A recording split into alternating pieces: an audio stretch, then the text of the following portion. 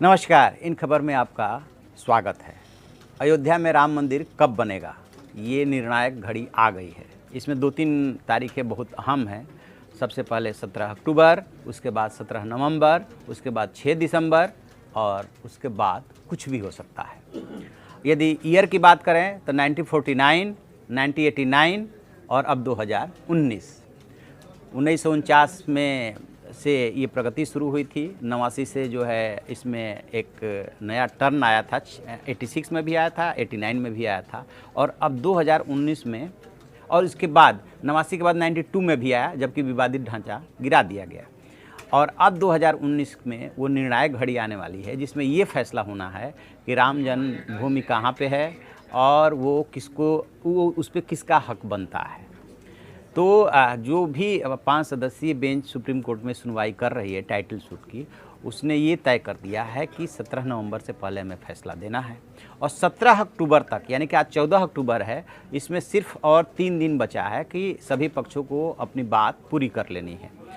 और इसके बाद जिसने भी ये क्लेम किया कि हमें और टाइम दिया जाए, उसको सुप्रीम कोर्ट ने कह दिया है कि अब नहीं माना जा सकता, जितना टाइम देना था दे दिया, क्योंकि आप लोग बातें रिपीट कर रहे हो और उसके बाद सुप्रीम कोर्ट को फैसला लिखना है। इस बीच में बड़ा डेवलपमेंट ये हुआ है कि उधर योगी सरकार ने धारा 144 वहाँ पर लागू कर दी है 10 दिसंबर तक के लिए, और कहा यह गया है कि ये सब एहतियातन किया जा रहा है। चूँकि 6 दिसंबर को विवादित ढांचा गिराया गया था, इसलिए उसको एहतियाती कदम बताया जा रहा है। लेकिन जिस तरीके से 5 और 6 अगस्त को कश्मीर पे डिसीजन करने से पहले केंद्र सरकार ने वहाँ पे सुरक्षा बलों से बांट दिया था स्टेट को, ठीक उसी तरीके से कुछ कुछ अयोध्या में भी सुगबुगाहट शुरू हो गई है। और जो एक पर्टिकुलरली विचारधारा से जुड़े हुए लोग हैं या मंदिर के पक्षधर हैं, उनमें तरह तरह की बातें चल रही है कि मंदिर बनना तो तय है, सिर्फ औपचारिकता होनी पूरी बाकी है। अब चूंकि सुप्रीम कोर्ट के पाले में गेंद है, इसलिए र्यूमर्स पे तो नहीं ध्यान दिया जा सकता। सुप्रीम कोर्ट है, कुछ भी कर सकता है। और इलाहाबाद हाई कोर्ट ने जो फैसला दिया था, उसने राम जन्मभूमि के आसपास की जो भी ज़मीन थी और राम जन्मभूमि, उसको 3 हिस्सों में बांट दिया था। इससे जो है हिंदू पक्ष सेटिस्फाइड नहीं है, उसका ये कहना है, मुस्लिम पक्ष भी सेटिस्फाइड नहीं है कि इस पे हमारा हक है।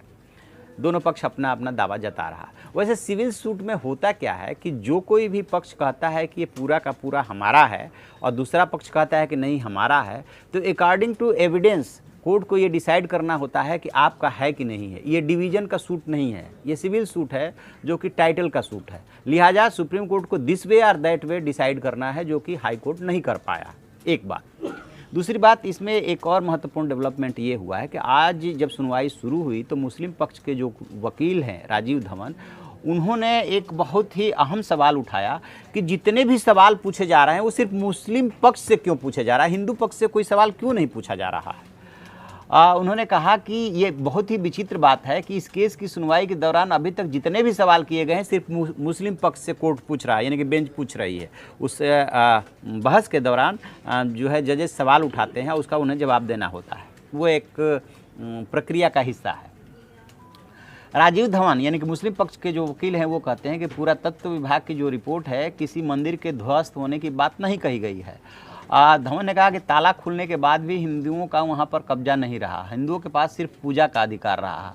तो वो आपको ध्यान होगा, ये वही धवन है जब इन्होंने कह दिया था कि रामलला का जो विराजमान जो जगह है, उस पर एक दिन तो मान लिया हिंदू पक्ष का दावा और दूसरे दिन यू टर्न ले लिया था। तो ये साफ साफ इनका कहना है कि नहीं, उस पर तो हिंदू पक्ष का कोई दावा बनता ही नहीं है, ये तो हिंदू पक्ष का है ही नहीं।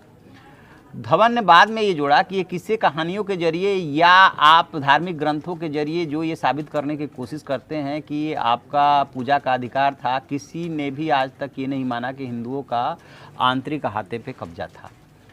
अब फिर वो कहते हैं कि विवादित ज़मीन पर लगातार हमारा कब्जा रहा, हिंदू पक्ष ने बहुत देर से दावा किया। 1989 से पहले हिंदू पक्ष ने कभी ज़मीन पर मालिकाना दावा पेश नहीं किया और 86 में राम चबूतरे पर मंदिर बनाने की महंत धर्मदास की मांग को फैजाबाद हाई कोर्ट ने खारिज कर दिया था।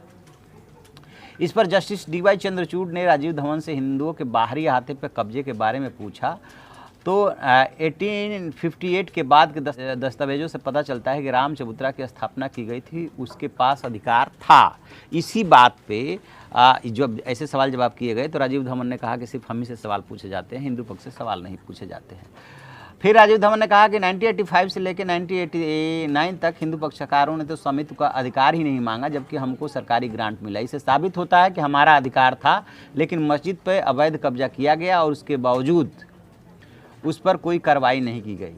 धवन ने अवैध कब्जे पर सुप्रीम कोर्ट के एक फैसले का भी हवाला दिया और कहा कि परंपरा और आस्था कोई दिमाग का खेल नहीं है। साथ में ये भी जोड़ा कि गुंबद के नीचे राम का जन्म जो होने और श्रद्धालुओं के वहीं फूल प्रसाद चढ़ाने का भी कोई दावा सिद्ध नहीं होता। यह गुंबद के नीचे तो ट्रेस पासिंग कर लोग घुस आए थे जब वहाँ पूजा चल रही थी, तो अंदर घुसने का मतलब क्या है? इसका मतलब है कि पूजा बाहर ही हो रही थी, कभी भी मंदिर तोड़कर मस्जिद नहीं बनाई, वहाँ लगातार नमाज होती रही थी। तो इस तरीके से उन्होंने आज एक तरह से थोड़ा सा ना सवालिया निशान लगाया सुनवाई के तरीके पे कि हम ही से सिर्फ सवाल क्यों पूछे जाते हैं।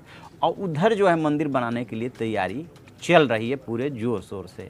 अब सुप्रीम कोर्ट को डिसीजन देना है अगले 1 महीना मान लीजिए, क्योंकि आज 14 तारीख हो गई, तो कोई ज़रूरी नहीं कि 17 नवंबर को यदि CJI रिटायर हो रहे हैं 17 नवंबर को ही फैसला सुनाएंगे, उससे 1-2 दिन पहले भी सुना सकते हैं। तो ये 1 महीना जो है काफ़ी अहम है और उधर की तैयारियों से भी थोड़ा सा ये लोगों को लगने लगा है कि ज़रूर कोई बात है। अब क्या बात है, क्या तैयारी है, क्या फैसला आने वाला है, देखते हैं। जैसे ही आएगा कोई अपडेट हम आपको बताएंगे। आप देखते रहिए हमारा डिजिटल चैनल इन खबर। Thank you. इन खबर चैनल को सब्सक्राइब करें और बेल आइकन दबाना ना भूलें।